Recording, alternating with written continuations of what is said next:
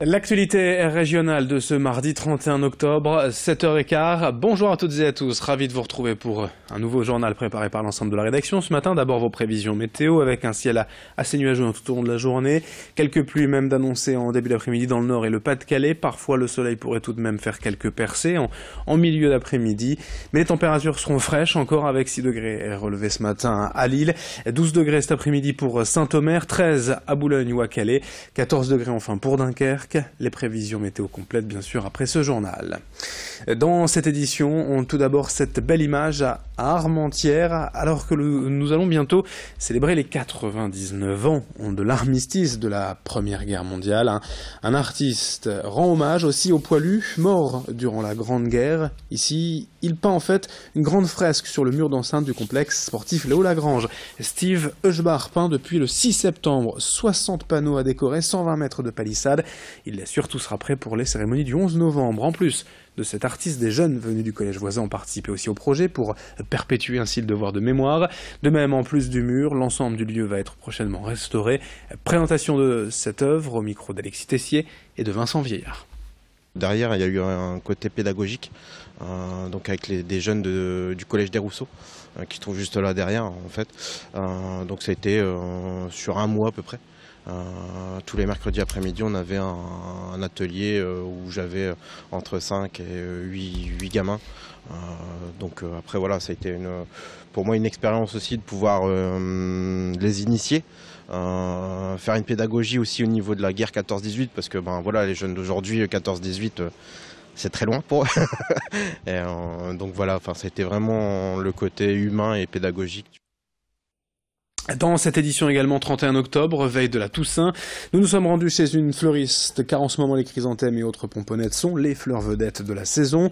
Pour Annabelle, installée depuis 26 ans déjà, la Toussaint représente près de 3% de son chiffre d'affaires, c'est bien moins qu'auparavant, mais cela reste une période importante. La fleuriste ne propose d'ailleurs pas uniquement que des fleurs à la vente, mais aussi un service d'entretien des tombes pour les familles éloignées ou ceux qui n'ont pas le temps de s'en occuper. En tout cas, ne tardez pas à acheter vos chrysanthèmes si vous souhaitez vous aussi en avoir pour fleurir la tombe d'un aïeul ou d'un proche. Beaucoup ont déjà été vendus ce week-end chez les fleuristes. Explication au micro d'Alexis Tessier et de Vincent Vieillard. On y va souvent plusieurs fois dans l'année. J'ai des clientes qui veulent que j'aille fleurir tous les mois. J'ai des clients où c'est 2 fois par an. C'est vraiment à eux à moduler s'ils ont des dates importantes, des dates anniversaires, s'ils veulent un nettoyage, 2 nettoyages, s'ils veulent seulement que le fleurissement. On est vraiment là pour les servir en fait. Donc c'est vraiment eux à moduler selon leurs désirs. À Boulogne-sur-Mer, l'annonce de l'arrivée prochaine des fameux VTC Uber fait craindre aux taxis locaux une féroce concurrence et surtout une guerre des prix en leur défaveur. Comme ailleurs, le service de véhicules de transport avec chauffeur devrait offrir des tarifs plus bas et la facilité de réservation de son application pour téléphone. Les chauffeurs taxis boulonnais ont d'abord été surpris de voir arriver Uber dans leur ville où l'offre est quand même assez différente des grandes agglomérations. Ils se disent désormais inquiets de cette concurrence selon eux déloyale, d'autant qu'une voiture un peu spéciale est également annoncée, une Tesla 100% électrique à plus de 100 000 €, un modèle grand luxe qui fait tourner de l'œil et qui pourrait bien attirer les clients. Corentin Escalier a rencontré un chauffeur taxi, vice-président de l'Union nationale des taxis du Pas-de-Calais. Je pense que pour l'instant, sincèrement, on va attendre. On va attendre voir ce que ça donne. Et je ne pense pas non qu'on aura une manifestation dans l'immédiat. Nous, on va se contenter de faire notre travail comme on le fait habituellement et voir justement comment fonctionne Uber ici à Boulogne, en sachant qu'il y a des impératifs. Ils n'ont pas le droit de stationner sur la voie publique.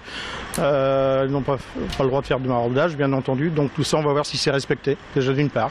Après, ils ont le droit de travailler, c'est pas la question, mais après, il faut travailler correctement et dans la réglementation. Au Touquet, cette fois, le parking de la rue de Moscou pourrait bien disparaître dans les prochains mois. Vendredi dernier, la mairie a en effet convoqué les riverains pour leur présenter son projet d'aménagement concernant ce parking, à savoir une résidence immobilière. La municipalité estime en fait qu'il manque des logements dans le centre-ville, mais pour ses habitants alentours, cette nouvelle construction nuirait à leur confort actuel et déprécierait la valeur de leur logement. Sans parler de l'urbanisme général, ce projet étant prévu face au marché couvert, véritable institution au Touquet. Bref, les riverains ne veulent pas entendre de cet immeuble. Explication au micro de Corentin Escalier. nous, forcément, nous on est en face. Maintenant, on ne peut pas empêcher la mairie de construire. Et puis d'un autre côté, c'est vrai qu'on n'est pas pour. Forcément, quand on a acheté, on nous a dit le marché est classé et le terrain n'est pas constructible. Tout ça, ça a été balayé d'un coup de signature à la mairie. Alors, c'est ça qui nous embête, quoi. Aujourd'hui, bon, c'est vrai qu'on a un rez-de-chaussée, on n'a rien en face, c'est quand même sympa. On a vu sur le marché qui est classé. Et puis en plus, l'ensoleillement et puis le parking, parce que le parking, apparemment, il serait conservé. Enfin, je vois pas comment ils vont se débrouiller pour conserver le parking en l'état. Ça sera pas possible. On termine avec une dernière image plutôt insolite dans cette édition. Le tout premier passage piéton en relief de France vient d'être réalisé à Sizouin, près de la métropole lilloise. Le maire de la ville, Benjamin Dumortier, a vu cette innovation d'abord en Islande et il en a fait installer 2 à proximité d'une école. La société nordiste spécialiste dans le marquage au sol n'avait jamais réalisé un tel projet. L'entreprise a donc dessiné plusieurs croquis en imaginant les lignes nécessaires pour créer l'illusion du relief. L'objectif est d'interpeller les automobilistes en les faisant ralentir, surpris par l'effet 3D. Le projet suscite en tout cas déjà de nombreuses réactions positives dans la ville ou sur Internet. L'entreprise a ainsi reçu de nombreuses demandes de renseignements de la part d'autres communes.